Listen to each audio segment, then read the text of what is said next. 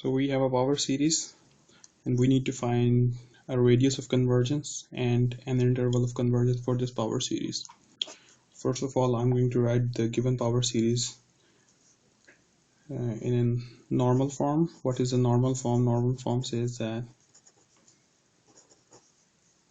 this is n factorial, and we can write x as x minus 0.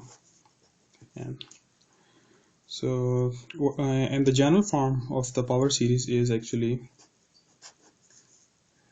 an x minus x0 or x naught, and n approaches to n starts from 1 goes to infinity.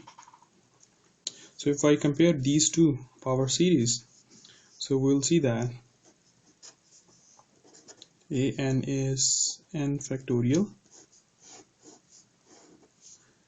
and x naught is 0.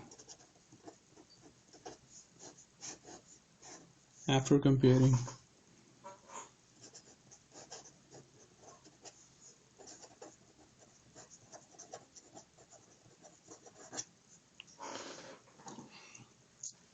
now, first we are going to find a radius of convergence for this power series, and the formula for the radius of convergence is r, which is a radius of convergence, 1 divided by limit n approaches to infinity an. We are going to find the radius of convergence with the help of quotient criteria. This is actually quotient criteria.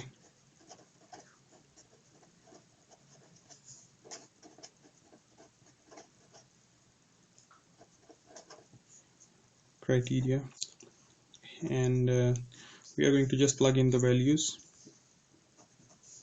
1 over limit n approaches to infinity, and this is actually n plus 1 factorial divided by n factorial absolute. And after simplifying, we get this thing, n plus 1 multiplied by n factorial divided by n factorial absolute.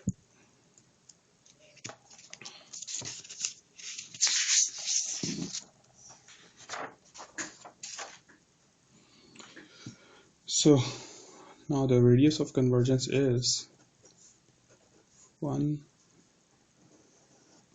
over limit n approaches to infinity n plus 1 multiplied by n factorial divided by n factorial in absolute. We are going to cancel these two terms and we are left with n plus 1 limit n approaches to infinity. So if I plug in the limit, so we are going to get 0. So the radius of convergence here is 0. Now we need to find an interval of convergence, and formula for the interval of convergence is x minus x naught absolute less than r radius of convergence. And this x naught is actually the center of expansion of a given series, center, and this is of course the radius. And we have seen that x naught in this case is 0, so we can take x naught as 0 since x naught is 0. Therefore we say we plug in the values, x minus 0 less than r radius of convergence is also 0 here, 0. So this implies that x 0. What does it mean? It means that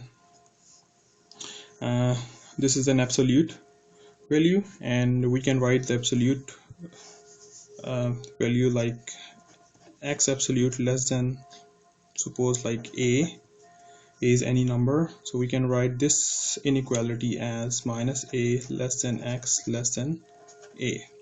So here we are going to do the same thing. So this is going to be 0 less than x less than 0. So from here, if you read off x is greater than 0, on the same time x is less than 0, so which means that x should be 0.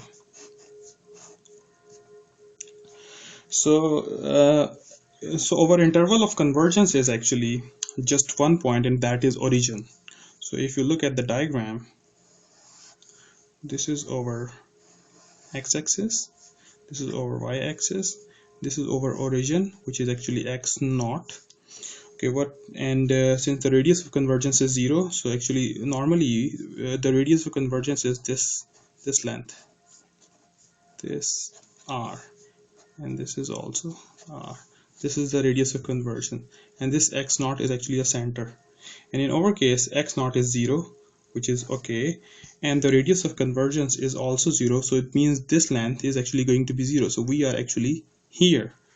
So the interval of convergence is actually which means that this series converges only at x0 and nothing not anywhere else.